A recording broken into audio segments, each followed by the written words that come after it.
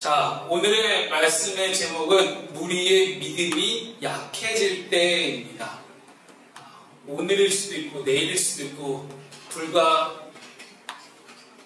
몇 시간 전만 해도 여러분의 믿음이 약해졌을 수도 있겠습니다만은 오늘의 본문 말씀을 통해서 이 믿음이 약해질 때 우리는 어떻게 하면 좋을지 함께 말씀을 나눠보겠습니다.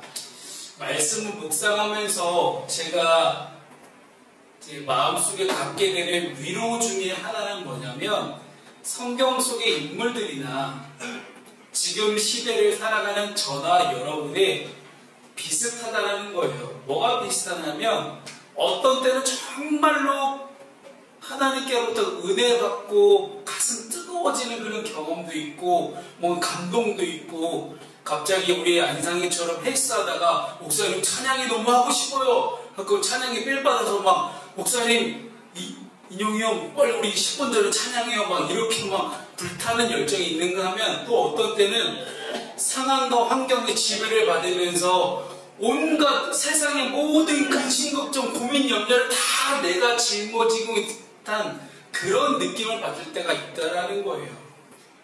야곱이 지금 다시 고향으로 돌아가게 된 것은 애초에 아버지 이삭과 형 에서를 속였기 때문에 그 목숨을 건지기 위해서 삼촌 라반에게로 달아났던 겁니다.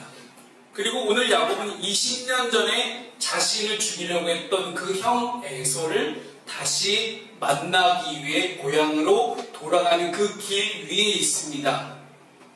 그런데 그 길 위에서 또 다시 두려움에 휩싸이는 모습을 경험하게 돼요. 근데 오늘 본문의 말씀은 참 희한해요. 처음에는 은혜로 시작했다가 하나님의 은총과 은혜와 보호하심과 인도하심으로 시작했다가 엄청난 두려움 가운데 있다가 또 순식간에 하나님께 약속을 다시 받고 막 되살아나는 그런 모습들이 굉장히 빠르게 전개됩니다. 우리의 삶이 그렇잖아요. 방금 전까지 기분 좋았다가 갑자기 기분 상했고 사춘기인 제 아들 얘기하는 게 아닙니다. 저희들의 삶이 그렇잖아요. 뭐 1분 1초가 그럴 때도 있겠지만 어제는 기분 그렇게 좋았다가 오늘 아침에 그렇게 기분 좋았다가 오후에 기분 팍 상해서 막 나타나기도 하고 그런 일들이 우리 인생 가운데 비일비재하지 않습니까? 근데 그런 많은 고통과 어려움과 근심과 걱정과 염려가 우리에게 찾아올 때 우리의 믿음과 우리의 신앙을 약해지게 만들고 하나님을 바라보지 못하게 합니다. 그리고 우리는 우리의 얼굴을 감싸고 우리의 두 눈을 가리우고 내 문제에만 꽂혀서 내 문제를 어떻게 하면 해결할 수 있을지 문제에만 골똘히 골몰하고 있는 우리의 모습들을 보게 됩니다. 물론 그런 순간이 오지 않기를 저는 간절히 바라고 기도하고 있습니다만은 대부분의 사람에게 그러한 신앙의 어려움을 다 찾아옵니다. 왜냐? 우리는 모두 다 죄인이기 때문입니다. 이 사실에서 우리가 누구나 자유로울 수 없어요. 왜요? 우린 다 죄인이기 때문에. 오늘 야곱도 좌충우돌하며 그 고난의 시간을 지나 하나님께 기도하며 모든 것들을 맡기기 시작합니다. 그리고 그의 기도는 단순히 주님 문제를 해결해 주세요 라는 그런 요청을 넘어서서 신실하신 하나님의 약속을 붙드는 신뢰의 표현으로 바뀌어지게 됩니다. 그래서 오늘 말씀을 통해 우리 믿음이 약해질 때 혹은 하나님의 약속과 하나님의 은혜를 내가 까맣게 잊어버리는 그때가 반드시 왔을 때 우리의 믿음을 어떻게 하면 더 굳세게 할 수 있을지 오늘 본문의 말씀을 통해서 살펴보도록 하겠습니다. 첫 번째는 하나님이 우리의 삶을 이끄시고 보호하십니다. 여러분 오늘 본문의 2절 말씀을 함께 읽습니다. 자, 시작. 야곱이 그들을 돌볼 때 이르기를 이는 하나님의 뜻대로 하고 그 땅을 이끌마 하나님이라 하더라. 아멘. 야곱이 고향으로 돌아가는 길에서 하나님의 천사들을 만납니다. 우연한 만남은 아닌 것 같아요. 하나님께서 야곱이 분명히 두려워할 것을 아시고 그를 보호하시고 인도하시기 위해서 천사들을 보내신 것입니다.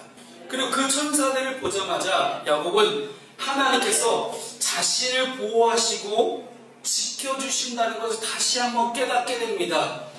지난주 말씀과 너무 비슷하죠. 야곱이 베델에서 사닥다리를 오르락내리는 천사들을 바라보며 하나님을 믿고 경험하게 됩니다. 그 깨달음의 순간에 오늘 다시 한번 찾아오기 시작했던 거예요. 자, 여기서 마하나임이라는 단어가 등장하죠. 우리 인용이가 좋아하는 단어입니다. 마하나임, 군대 혹은 진영이라는 뜻을 가진 히브리어가 마하네라는 단어예요. 마하네라는 단어가 군대 혹은 진영, 진지 뭐 이런 뜻을 갖고 있는데 그 마하네의 복수형, 이미 붙으니까 복수형이 된 거예요. 그래서 마하나임은 두 개의 군대 혹은 두 개의 진영을 뜻하는 단어가 마하나임입니다. 중요한 것은 왜 여기서 야곱이 복수형으로 썼냐라는 거예요. 지금 하나님의 천사들을 하나를 군대를 봤잖아요. 그러면 마하네라고 하면 되지 왜 굳이 복수형으로 썼을까? 두 개의 군대 혹은 두 개의 진영 중에 하나는 지금 천사로 대표되는 하나님의 군대는 맞는 것 같아요. 하나님이 총사령관이 되셔서 지켜주시고 보호하시고 인도하신 그런 곳을 의미합니다.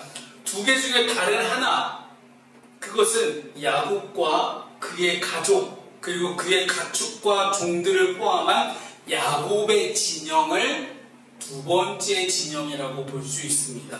야곱이 우두머리로 있는 인간적인 현실의 진영을 의미합니다. 한쪽의 우두머리는 누구예요? 하나님이십니다. 또 한쪽의 우두머리는 누구예요? 야곱이에요.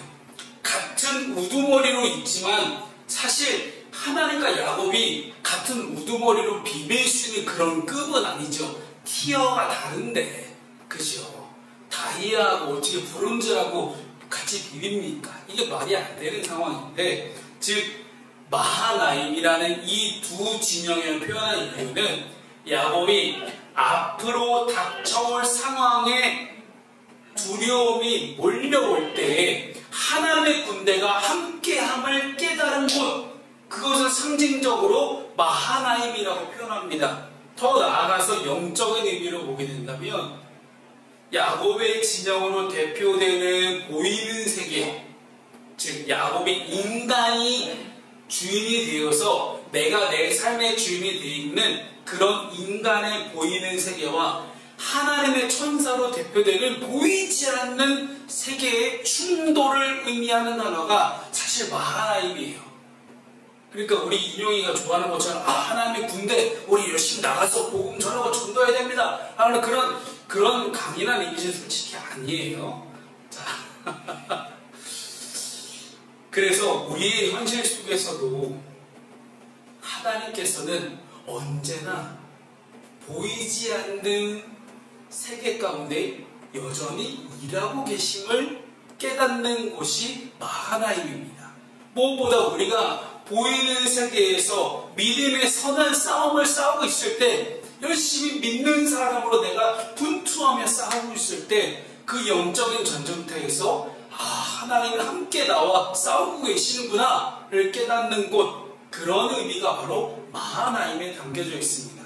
즉 정리해 본다면요, 이런 걸 적으라는 거예요. 요한군. 네. 제가 예배 전에 요한에게 멍하니 있지 말고 성경을 이렇게 말씀을 적어라. 그러면 더 많이 남는다, 생각이 많이 남는다라고 지금 하고 있습니다. 마하나임은 단순한 지명이 아니라 하나님의 보호하심과 하나님의 동행하심을 상징하는 강력한 메시지를 담고 있습니다. 우리 또한 세상에 많은 악한 세력이 주는 그런 시련에 처하다 보면 나 왜 혼자 이렇게 힘들지?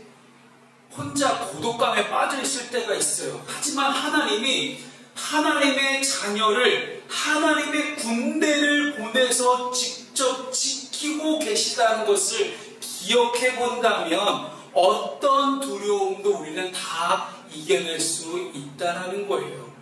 이어서 야곱의 행동을 보겠습니다. 형 에서에게 자신보다 앞서 그의 종 몇 사람을 보냅니다. 그는 에서에게 자신이 전할 메시지와 선물들을 잘 준비해서 에서에게 자신의 마음을 표현하기 위해 겸손하게 행동합니다. 그 옛날에 20년 전에 장자의 명분과 아버지의 축복을 고스란히 뺏으면서 남을 속이고 꾀를 부리던 야곱의 모습과는 너무나 달라요. 그렇게 기세등등하고 막 어떻게든 잔머리를 굴려서 자기 인생 잘 살아보려고 했던 야곱과는 너무나 다른 모습이에요.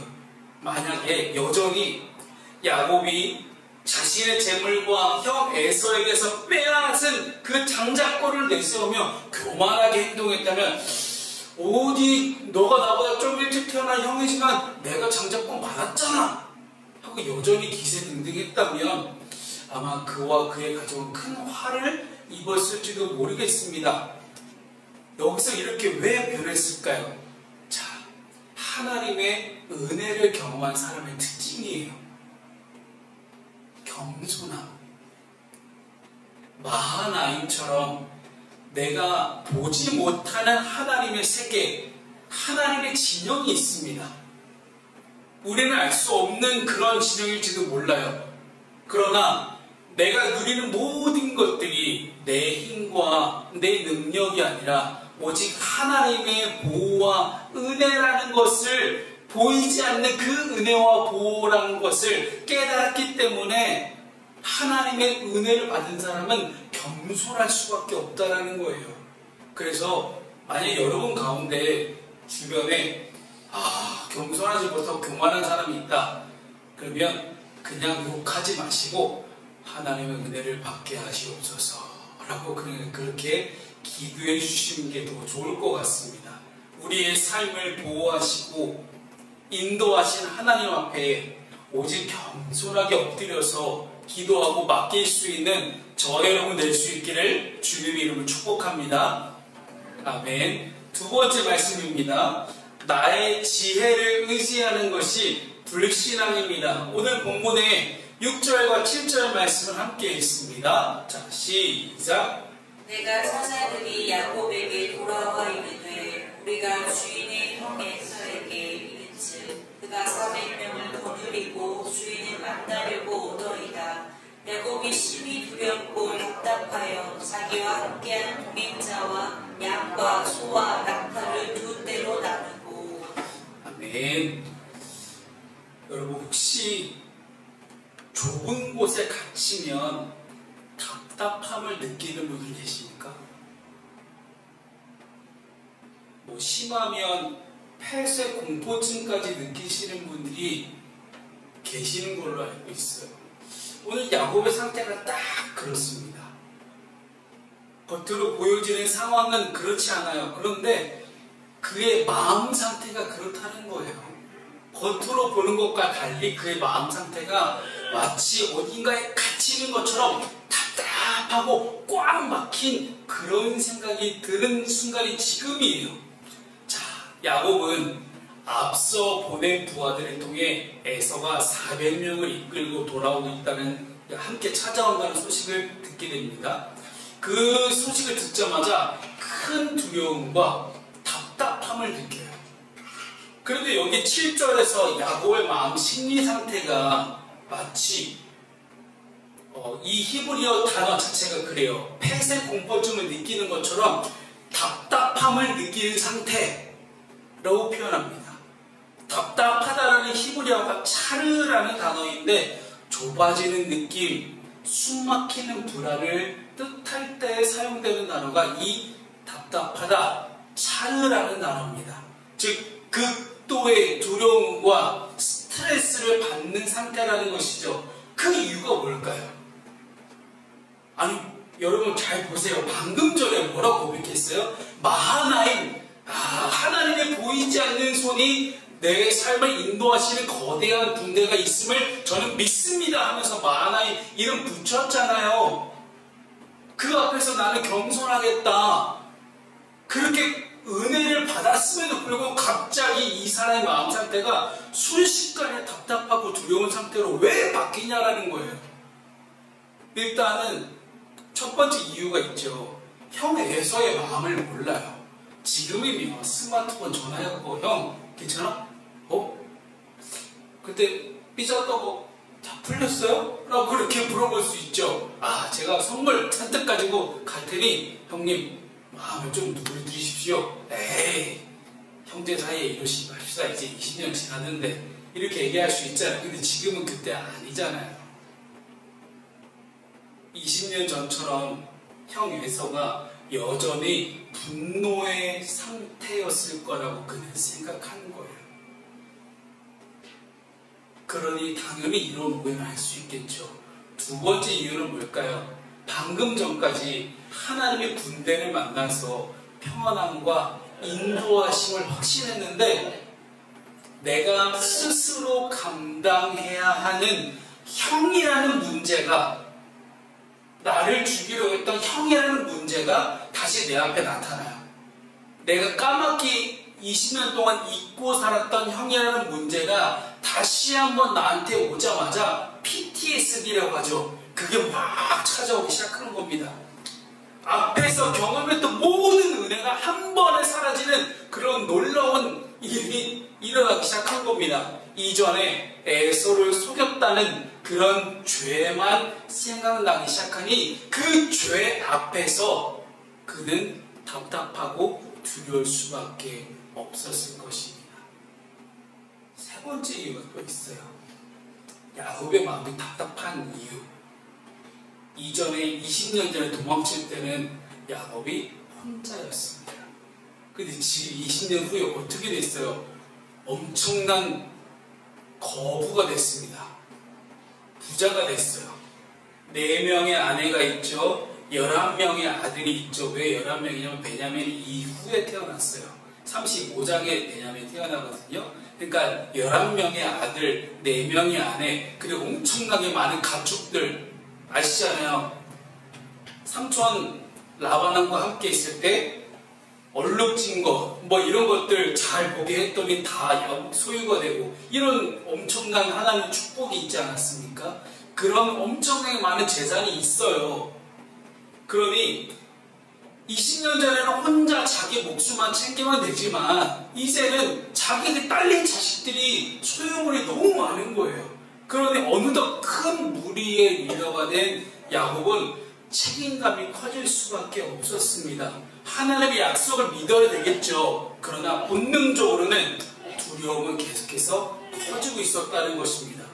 지금 야곱의 이러한 모습은 앞서 하나님의 군대를 목격하고 마하나임이라고 고백한 것과 너무나 대조적입니다. 그리고 오늘을 살아가는 우리의 모습도 너무나 비슷합니다. 눈에 보이지 않는 하나님의 은혜가 크고 강력했어도 당장 내 눈앞에 보이는 어려움과 환경이 나를 너무 쉽게 지배합니다. 왜 그럴까요? 본질적으로는 우리 모두가 다 뭐예요? 죄인이기 때문이에요. 하나님이 평안 그 자체이신데 우리가 하나님을 떠나는 그 순간부터 우리는 불안한 마음으로 스스로 인생의 주인이 되어서 살아가는 수고하고 무거운 진진자가 될 수밖에 없습니다. 그래서 이후에 8절 말씀을 야곱이 하는 선택을 볼게요. 야곱 8절 말씀을 보면 이르되 에서가 와서 한 떼를 치면 남은 한 떼는 피하리라 하고, 여전히 잔머리를 굴리고 있는 야곱의 모습입니다.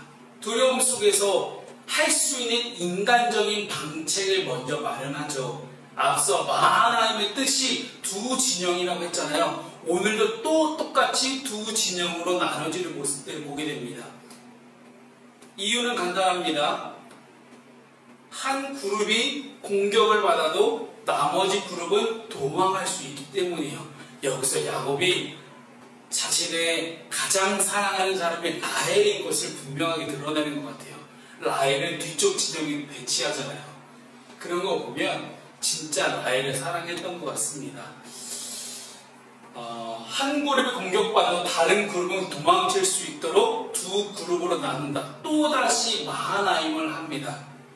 피하리라는 단어가 나오죠. 원문에서 도피하여 목숨을 보존하다는 뜻이에요. 즉 에서의 군사가 자신의 소유물을 치는 것을 넘어서 야곱과 자기 자신을 포함해서 그의 가족들을 다 죽이고 약탈할 것이라고 그는 생각했습니다. 야곱은 형의 군대가 자신을 공격한 모든 것을 잃어버릴 것이 두려웠던 것입니다. 그 두려움에 빠지게 되자 그 전에 경험했던 하나님의 은혜를 까맣게 잊어버리고 맙니다. 가족과 재산을 나누는 이 야곱의 전략적인 계획 대단하죠. 사실 어떤 사기치는 그런 사기꾼의 어떤 고수의 반열에 오른 것 같기도 합니다. 굉장히 전략적이고 합당한 방책처럼 보이기도 합니다. 하지만 이는 하나님의 약속을 받았어요. 하나님의 보호하시고 지켜주시고 인도하신다고 그렇게 말씀하셨는데도 불구하고 자신의 지혜를 기다리는, 자신의 명석함, 자신의 지혜의 명철함을 온전히 기대하는 인간적인 방책으로밖에 볼 수 없는 그런 굉장히 불신앙적인 태도입니다. 물론 이후의 내용을 보면 하나님께서 에서의 마음을 변화시켜서 야곱의 이런 계획이 아무 쓸데없는 것이 되어버리곤 합니다. 우리 유명한 말씀이죠. 잠언 16장 9절 말씀이 이렇게 고백합니다. 함께 우리 읽어볼까요? 자, 믿음으로 고백합니다. 시작. 사람이 마음으로 자기 길을 계획할지라도 그의 걸음을 인도하시는 이는 여호와시니라. 아멘. 여러분 정말 믿으십니까? 아무리 여러분이 인생 계획을 잘 세워보세요. 하나님의 인도하심이 없으면 절대 불가능합니다. 그 말씀이, 그 진리가 오늘 말씀 가운데 다 담겨져 있습니다. 우리는 시험과 어려움을 당할 때 하나님을 불신하며 자신의 지혜를 의지하지 않아야 합니다. 하나님의 도우심을 입는 자는 모든 시험을 다 넉넉히 이길 수 있는 그러한 놀라운 힘이, 능력이 주어짐을 우리가 믿음으로 함께 축복받을 수 있기를 주님의 이름으로 축복합니다. 크게 아멘.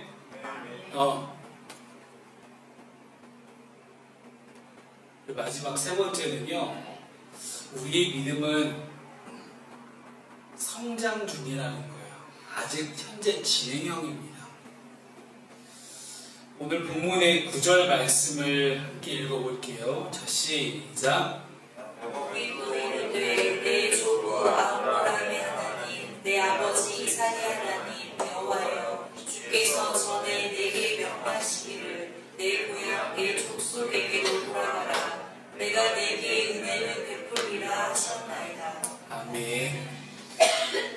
야곱이 이렇게까지 두 진영을 또 나누고 자신의 방식대로 전략을 꾸미는 것들을 보게 되면 진짜 갈 때까지 간 것 같아요. 그런데 여기서 반전이 하나가 일어납니다. 야곱이 그 인간적인 방책에만 머물러 있지 않고 하나님의 약속을 붙들고 기도하기 시작합니다. 그런데 하나님을 부를 때 하나님과 여호와라는 표현을 같이 사용합니다. 하나님, 즉 엘로힘이죠. 하나님은 하나님의 전능하신 속성을 담고 있는 뜻이, 그 이름이 하나님이에요. 또 여호와는 언약을 신실하게 지키는 하나님의 속성을 담은 이름, 그것이 바로 여호와거든요. 이런 거 적으라는 거예요. 우리 김유한 분은 멍하니 계시 마시고. 자, 야곱의 기도는 어떤 기도입니까? 자신의 조상이었던 아브라함, 그리고 아버지 이삭, 즉 하나님과 아브라함과 이삭이 맺었던 그 언약의 계승자임을 자기 스스로 밝히는 내용입니다.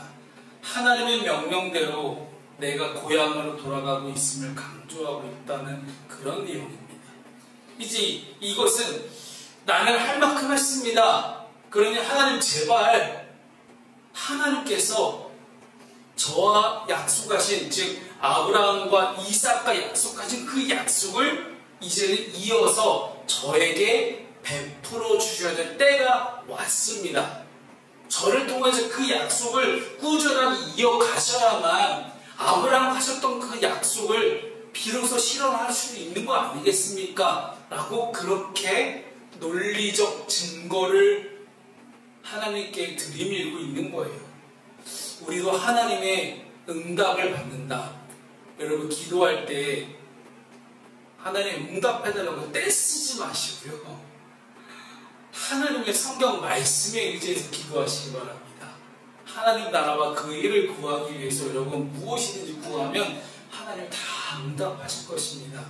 야곱처럼 우리도 과거의 실수나 죄책감 때문에 하나님의 보호하심을 온전히 신뢰하지 못할 때가 있습니다. 하지만 하나님은 이미 다 우리를 용서하시고 새로운 길을 열어주시는 분이심을 우리가 잊지 않기를 바랍니다. 우리의 과거가 어떻든지 우리의 과거의 실수나 어떤 내가 했던 모든 죄악들, 잘못보다 하나님이 더 크신 하나님이십니다.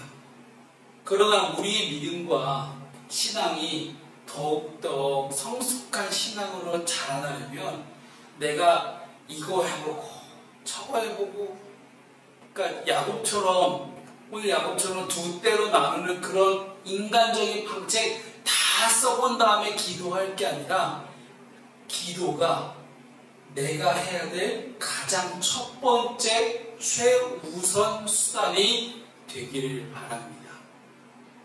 야곱은 먼저 인간적인 방법을 실행하고 나중에 기도했잖아요. 여러분 그것보다는 그렇게 멀리 돌아오지 마시고 먼저 기도하시고 하나님의 응답을 받아 누릴 수 있는 저 여러분 될 수 있기를 주님으로 축복합니다. 아멘. 자, 우리 말씀을 정리하겠습니다. 오늘 우리는 야곱이라는 한 사람의 신앙에서 굉장히 극단적인 은혜와 좌절의 순간을 동시에 보았습니다. 야곱은 두려움에 사로잡혀서 인간적인 방법을 선택했지만 어쨌든 결국에는 하나님을 붙들었고 이 과정이 결국 그를 변화시키는 그런 훌륭한 계기가 됩니다. 그래서 우리의 믿음은 완료형이 아니라 진행형입니다. 우리에게 날마다 찾아오는 다양한 두려움과 근심과 염려 속에서 먼저 하나님을 찾고 믿음으로 반응하는 훈련, 그 훈련들이 날마다 진행형으로 계속될 때 조금씩 우리 믿음과 우리의 신앙이 자라는 그러한 일들을 우리는 경험하게 될 것입니다. 사랑하는 여러분, 우리 믿음에 절대 완성은 없습니다.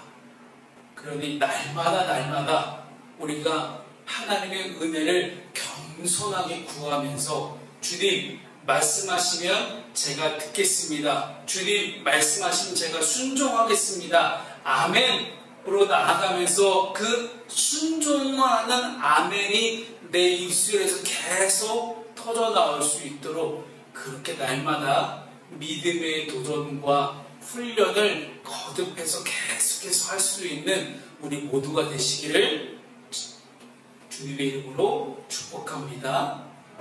아멘.